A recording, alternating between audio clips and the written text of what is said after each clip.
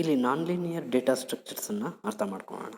So ಇದುವರೆಗೂ ನಾವು linear data structures ಬಗ್ಗೆ ನೋಡಿದ್ವಿ. ಸ್ಟ್ಯಾಕ್ಸು, ಕ್ಯೂಸು, ಲಿಂಕ್ಡ್ ಲಿಸ್ಟು, ಸೊ ಎಲ್ಲದನ್ನು ನೋಡಿದ್ವಿ.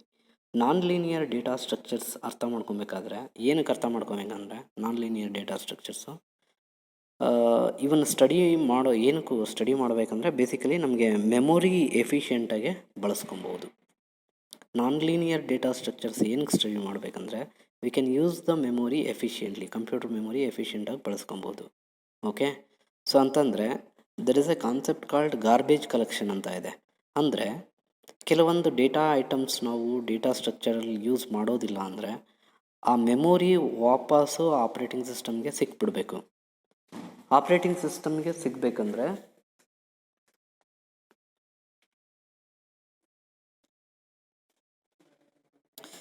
ಸೊ ಎಲ್ಲ ಸ್ಪೇಸ್ ವಾಪಸ್ ಸಿಗಬೇಕಂದ್ರೆ ಏನು ಮಾಡ್ಬೋದು ನಾವು, ನಾನ್ ಲೀನಿಯರ್ ಡೇಟಾ ಸ್ಟ್ರಕ್ಚರ್ಸಲ್ಲಿ ನಾವು ಡೈನಾಮಿಕ್ಕಾಗಿ ಮೆಮೊರಿಯನ್ನು ಡಿಅಲೋಕೇಶನ್ ಮಾಡ್ಬೋದು using delete operator.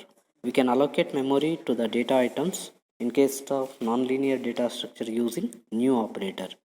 Write a note on new and delete operator ಅಂತ ಕೇಳಿದ್ರೆ you should explain about these two operators. Like new operator is use to dynamically allocate memory for the data items in case of linked list.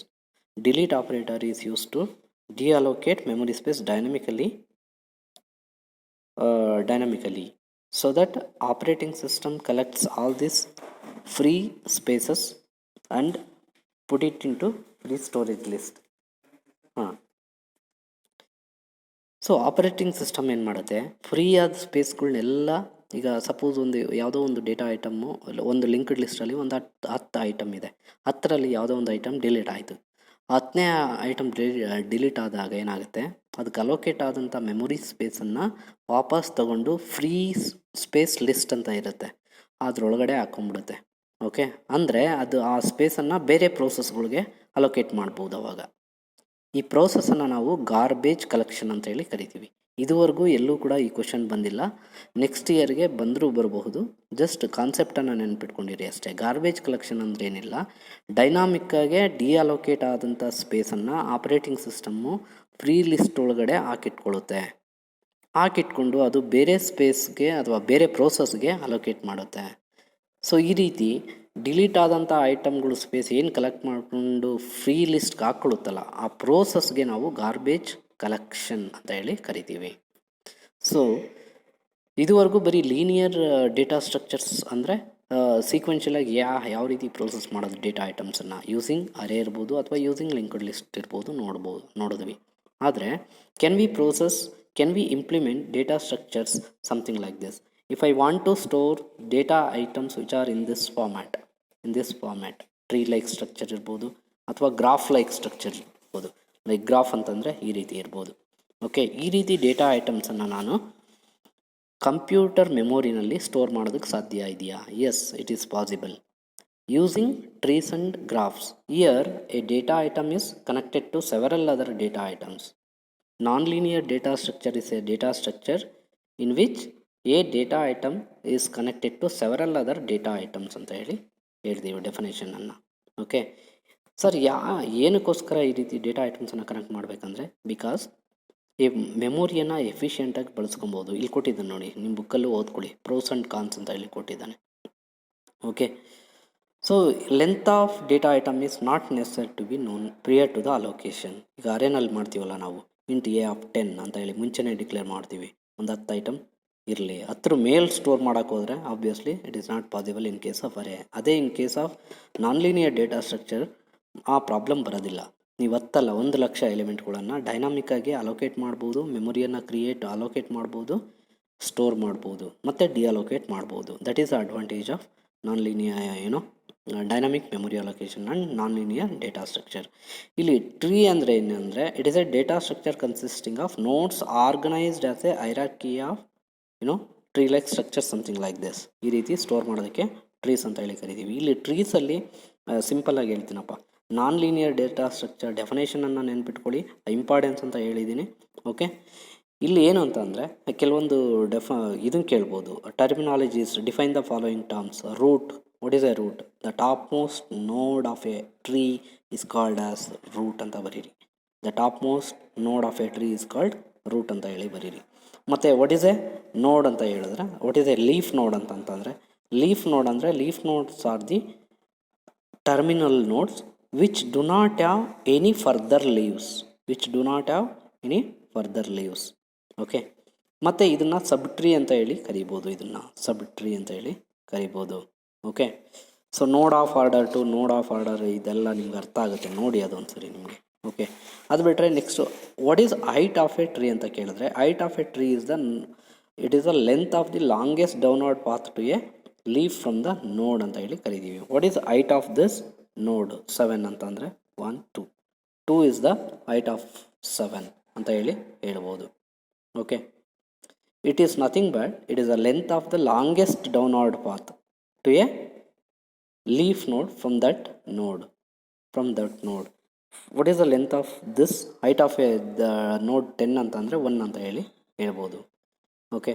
So ಮತ್ತು ಇವುಗಳನ್ನು internal ನೋಡ್ಗಳು ಅಂತ ಹೇಳಿ ಕರಿಬೋದು, 10 and 5 because internal ನೋಡ್ R inner ನೋಡ್ is nothing but any ನೋಡ್ of a tree that as child notes ಇರ್ಬೋದು. ಅದೇ 15, 8 ಇವುಗಳನ್ನ ಇಂಟರ್ನಲ್ ನೋಡ್ ಅಂತ ಹೇಳಿ ಕರೆಯೋಕ್ಕೆ ಬರಲ್ಲ, because they don't have any leaves. ಯಾವುದಾದ್ರೂ ಲೀಫ್ ನೋಡ್ಗಳು ಇದ್ದರೂ ಮಾತ್ರ ಅವುಗಳನ್ನು ಇಂಟರ್ನಲ್ ನೋಡ್ ಅಥವಾ ಇನ್ನರ್ ನೋಡ್ ಅಂತ ಹೇಳಿ ಕರಿತೀವಿ, okay. That is one concept. Then sub tree ಅಂದ್ರೇನು? ಸಬ್ ಟ್ರೀ ಅಂದ್ರೆ nothing but this one sub tree. Sub tree is nothing but sub tree of a tree. T is a tree consisting of a node in T and its descendants in T ಅಂತ ಹೇಳಿ ಬರೀರಿ. ಇದೊಂದು complete ಒಂದು T ಅಂತ ಹೇಳಿ T ಅಂತ ಅಂದ್ಕೊಂಡ್ರೆ, ಈ ಟ್ರೀ ಒಳಗಡೆ ಏನು a sub tree of a tree, T is a tree consisting of a node in T and its descendants in T. ಇವೆಲ್ಲವನ್ನೂ ಕೂಡ ಡಿಸೆಂಡೆಂಟ್ ನೋಡ್ ಆಫ್ ಟ್ರೀ ಟಿ ಅಂತ ಹೇಳಿ ಕರಿಬೋದು. That is one important thing. Root node ಅಂದರೆ ಹೇಳಿದ್ದೀನಿ, top most node of a tree. Next binary tree ಅಂದರೆ ಏನಂದರೆ, ಯಾವುದೇ ಒಂದು tree, a binary tree is ಅದು ಕೂಡ ಒಂದು tree in which each node has at most two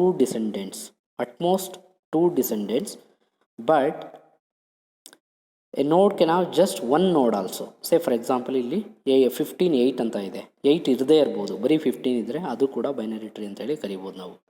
ಆದರೆ ಮೋರ್ ದ್ಯಾನ್ 2 ನೋಡ್ಗಳು ಇರಬಾರ್ದು ಆ ಟ್ರೀನಲ್ಲಿ. 15 8 ಅಂತ ಇದೆ, ಇಲ್ಲೇನಾದರೂ 14 ಅಂತ ಬಂದುಬಿಟ್ಟಿದ್ರೆ then we cannot call the tree as a binary tree.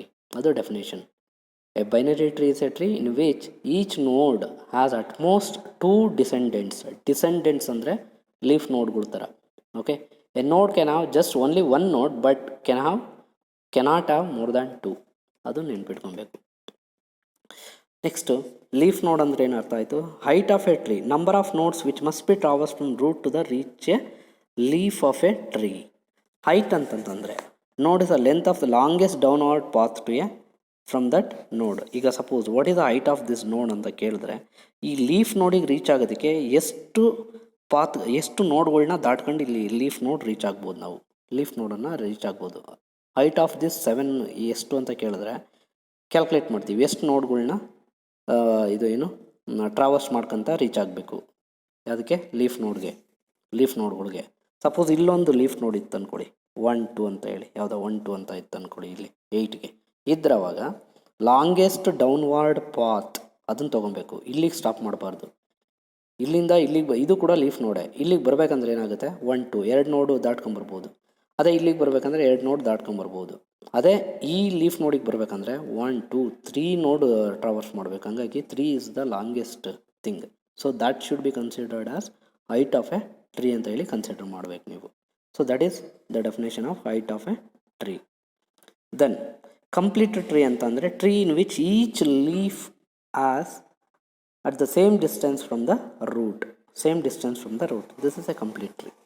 ಪ್ರತಿಯೊಂದು ಲೀಫ್ ನೋಡ್ ಕೂಡ ಸೇಮ್ ಡಿಸ್ಟೆನ್ಸಲ್ಲಿ ಇದ್ದಾವೆ ರೂಟಿಂದ, ಹಾಗಾಗಿ ಅದನ್ನು ಕಂಪ್ಲೀಟ್ ಟ್ರೀ ಅಂತೇಳಿ ಕರಿಬೋದು, ಓಕೆ.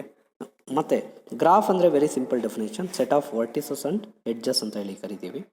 ಏನು ತುಂಬ ಇನ್ಡೆಪ್ತಾಗೇನಿಲ್ಲ, ಜಸ್ಟ್ ಡೆಫಿನೇಷನನ್ನು ಕೇಳ್ಬೋದು. ವಾಟ್ ಈಸ್ ಎ ಗ್ರಾಫ್ ಅಂತಂದರೆ ಅದನ್ನು ಮಾತ್ರ ನೋಡ್ಕೊಳ್ಳಿ. ವಾಟ್ ಈಸ್ ಎ ಗ್ರಾಫ್ ಅಂತಂದರೆ that should be enough. Direction ಇದ್ದರೆ ಈ ರೀತಿ ಡೈಗ್ರಾಫ್ ಅಂತ ಹೇಳಿ ಕರಿತೀವಿ. So that should finish your data structure in simple.